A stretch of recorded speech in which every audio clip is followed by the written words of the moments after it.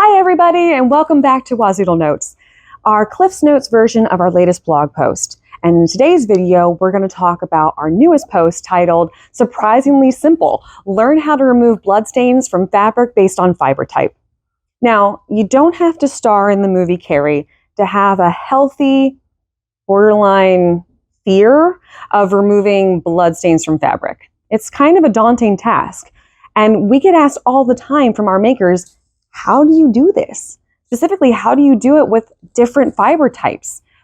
How can I ensure that I'm not going to ruin my piece, that I'm not going to destroy the fiber itself and break it down or remove its properties that are so magical that you guys instill into it?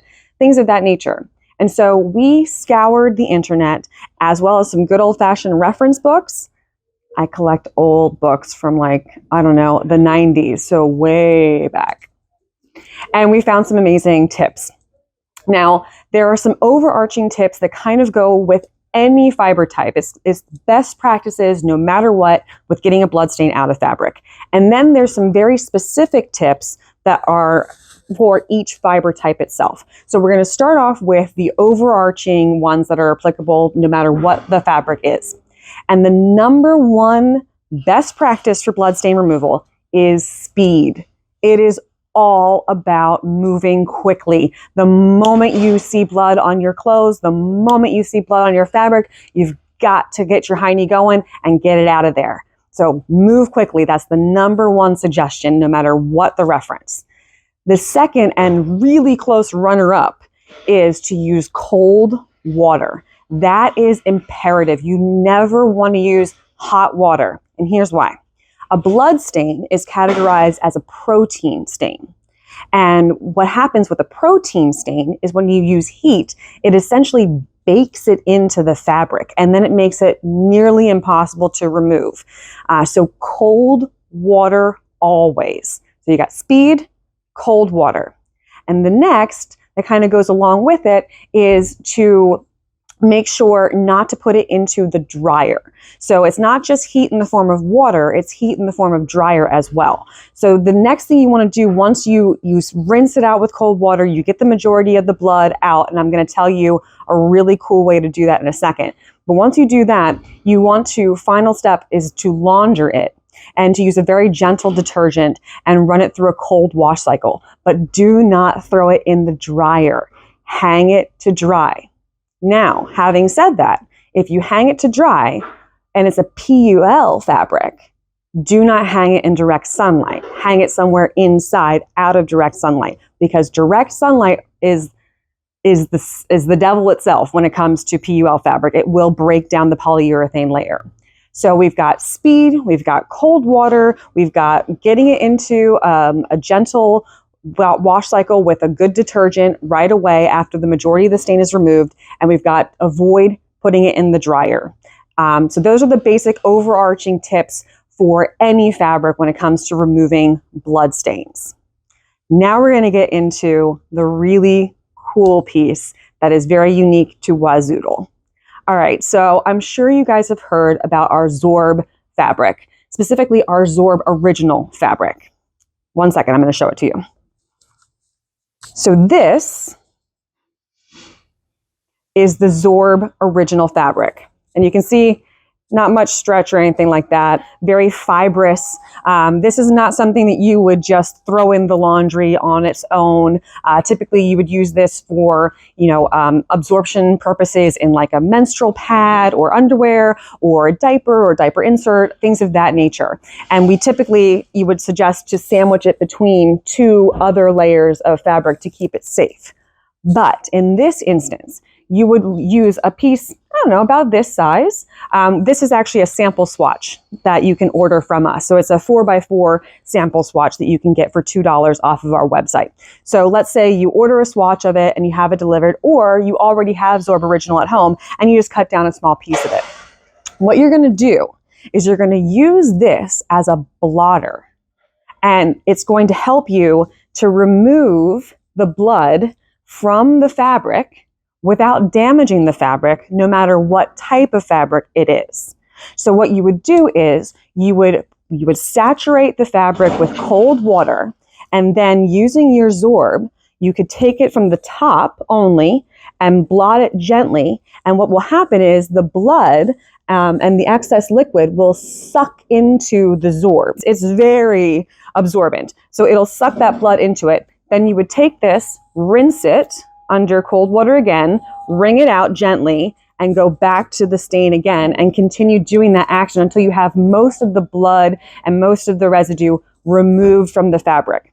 Another way you could do it is you could take 2 pieces of Zorb and put one under the fabric, the stained fabric on top, and then the second piece of Zorb on top of that, and apply gentle pressure so that the Zorb on the bottom and the Zorb on the top is acting in both directions simultaneously to pull that stain out of the fabric. So that's a unique way that I don't know if anyone's ever done before with Zorb that we literally just figured out a few days ago when we wrote this blog. We were racking our brains. We were reading an old book, again, so old, from the 90s, on housekeeping and tips and tricks. And they were talking about blood stain removal. And their biggest suggestion was to blot the stain. And we all kind of had this moment, and we're like, that would be perfect for the Zorb Original. That would be like the ideal blotter. So that's what we added into the blog. And to learn more about that, just click the link below in the description and go to the actual blog itself. And that's where you're going to learn all of the specific tips and tricks to apply to certain fibers and learn a little bit more about the blotting technique with the Zorb Original. So having said all that, let's do a real quick run through of some to-dos per fiber type. All right, so we're about to jump into how to treat bloodstains per specific fiber type.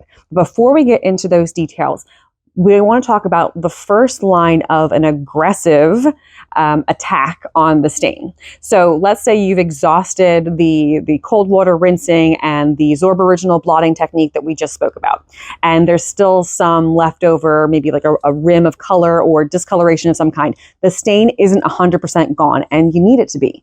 So the next line of attack is to get aggressive and to use an enzyme cleaner. And what's magical about enzyme cleaners is that they're made up of enzymes, which are biological molecules that break down organic matter. So they work perfectly for things like protein-based stains because they're going to break it all down, and then you'll just simply rinse it away from the surface. So that's the line of attack you want to take next for most materials. Now, do not, I repeat, do not use an enzyme cleaner for a PUL fabric or anything utilizing a polyurethane liner because it will break it down. It will harm the functionality of the fabric. So let's jump into the specific fiber types because it's going to segue. It's going to make sense. We're going to go with the enzyme cleaner, which, by the way, we have a great link for a DIY enzyme cleaner in the blog. So just click that link in the description below, head to the blog itself, and you can go to the DIY enzyme cleaner. Full disclosure, I have not made this cleaner because I am impatient and it takes about 3 to 4 weeks to cure before you can use it. So I did not use it, but we went through all the ingredients and on the gist of how it works, and it seems like it would be a very effective cleaner. So that's why we included it. So if you're working with, let's say, a cotton fiber or a bamboo fiber, you can totally use the enzyme cleaner. That would be the best way to go about it if there's still a little bit of a tough stain left behind. So you start off with the cold rinsing, the blotting, you move on to the enzyme cleaner, then you toss it into the laundry in a gentle cycle with a gentle detergent on cold, and then you hang it to dry. That's the best approach for cotton. Similar for bamboo. The only difference with bamboo is you want to let the enzyme cleaner sit on the stain for about 15 minutes. You don't want to let it sit so long that it dries. You want to still have some kind of dampness to it, but let it sit for about 15 minutes, then throw it into the laundry with a gentle detergent and then hang it to dry. So similar, but a little different. So we just went over cotton, we went over bamboo. The other fabrics that we talk about in the blog are polyester and PUL. So for polyester, you can absolutely do the enzyme cleaner as well. But there's also 2 other super cool things you can do. One is you can use a 3% hydrogen solution, and which you just get at the drugstore. It's the one that comes in like that brown bottle. So you just take that and you dab it on the stain and you let it sit for a little while, like 5-10 minutes or so, let it break it up, and then you rinse it away, throw it into the wash cycle, gentle, whole 9 yards, like we just talked about with the cotton and the bamboo, same thing. So you can do a hydrogen solution. The other option you can use for a polyester is you can make a paste out of baking soda. So a 2-to-1 water and baking soda paste that you apply to the stain, and then you let sit again for like 5-10 minutes. And then you rinse it off, throw it in the wash cycle, gentle detergent, cold water, and then let it hang to dry. So that's how you can get the stains out of a polyester. With a PUL fabric, there really isn't anything that impressive, no really neat tricks. You can't use anything like an enzyme cleaner. You can't use baking soda or vinegar or anything like that because it'll delaminate the polyurethane. So really the only line of attack when it comes to a PUL is just to flush it with cold water again and again and again, do the blotting technique, and then using a gentle cleanser that is free of any dyes, perfumes, anything at all that could possibly delaminate or break down the PUL liner. You want to use that on the gentle cycle in the washing machine and then hang it to dry. And again, when you hang it to dry, make sure you're doing so out of direct sunlight, because if you hang it in direct sunlight for as little as 10 hours, you can completely destroy your PUL fabric. So we've gone over cotton, bamboo, polyester, and PUL, which are kind of the main food groups of fibers, if you will, when it comes to our fabrics. Now, we do also have nylons and spandex and lycra and things of that nature, and we can explore that in another blog down the road, but we wanted to hit the prime groups of fibers and the best ways to treat a blood stain. And now that the scariness is removed from getting a blood stain out, the only question really is, what are you going to make? I mean, our community swears by cloth menstrual pads and cloth menstrual underwear. They love it. So now that you know how to treat the fabric, it's really, the ball is in your court to run with it and see what you can make for our fabrics. Thank you so much for joining me today, and have a wonderful rest of your day. And as always, happy making.